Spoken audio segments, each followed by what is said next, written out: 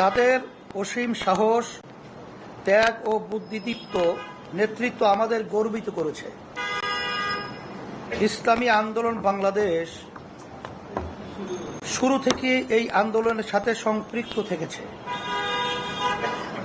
19 জুলাইতে আমরা পরিষ্কার করে জানিয়েছি যে সরকারের পদত্যাগই একমাত্র সমাধান।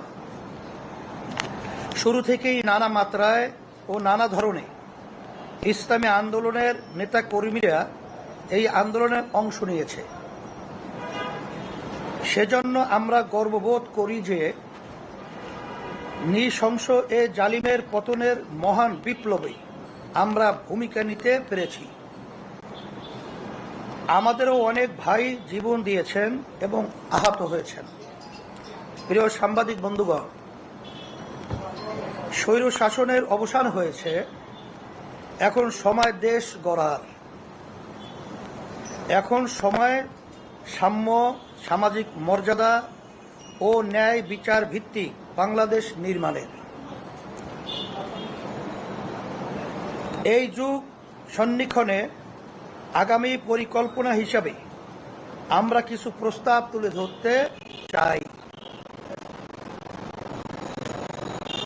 অনতিবিলম্বে স্বৈরাচার বিরোধী আন্দোলনে সক্রিয় এমন সকল রাজনৈতিক দল, পেশাজীবী ও বৈষম্য বিরোধী ছাত্র আন্দোলনের প্রতিনিধিদের সাথে পরামর্শক্রমে অনূর্ধ্ব 15 সদস্য বিশিষ্ট অন্তর্বর্তীকালীন সরকার গঠন করতে হবে, যার মেয়াদ 6 মাসের বেশি হতে পারবে না। 2, অন্তর্বর্তীকালীন সরকারের কেউ পরবর্তী নির্বাচনে অংশ নিতে পারবেন না। 3, গ্রহণযোগ্য তদন্ত কমিশন ও স্বতন্ত্র ট্রাইব্যুনাল গঠন করে জুলাই গণহত্যাকাণ্ডের বিচার করতে হবে।